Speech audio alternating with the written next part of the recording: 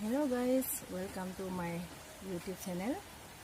মই এইটো বস্তু খোৱা নাই, ট্ৰান্স কৰিছো, আপোনালোকেও নাখাব আৰু লাইক কমেন্ট শেয়াৰ কৰি দিব আৰু ফলো কৰি দিব।